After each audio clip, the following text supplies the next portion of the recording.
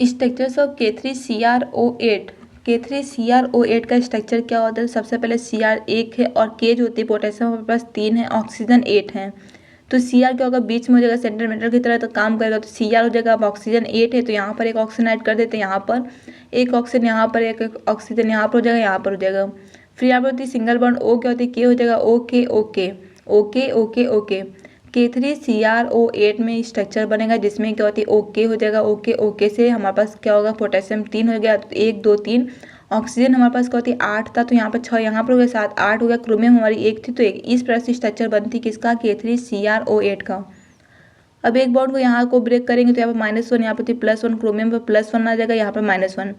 इस वाले बॉन्ड को ब्रेक करेंगे तो -1 +1 होगा। इस वाले बॉन्ड को ब्रेक करेंगे तो -1 +1 हो जाएगा।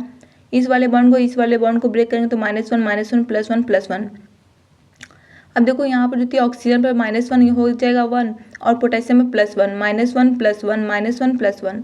अगर आपसे पूछा जाए ऑक्सीडेशन नंबर ऑफ क्रोमियम, तो देखो क्रोमियम पर ऑक्सीडेशन नंबर कितना आया? तो 5 बॉन्ड को हमने ब्रेक किया तो 1 2 3 4 5, तो +5 आ जाएगा। ऑक्सीडेशन नंबर ऑफ ऑक्सीजन पूछे तो यहाँ पर देखो क्या है? -1 है, -1 सभी ऑक्सीजन पर क्या होती है? -1 होती है। इनका जो ऑक्सीडेशन नंबर होगा ऑक्सीजन पर कितना हो जाएगा? -1। ऑक्सीडेशन नंबर ऑफ पोटेशियम की पूछे तो पोटेशियम पर कितना है? +1 मतलब सब पर क्या होती है? +1 होती है, यहाँ पर +1 ऑक्सीडेशन नंबर हो जाएगा किसका? पोटेशियम का।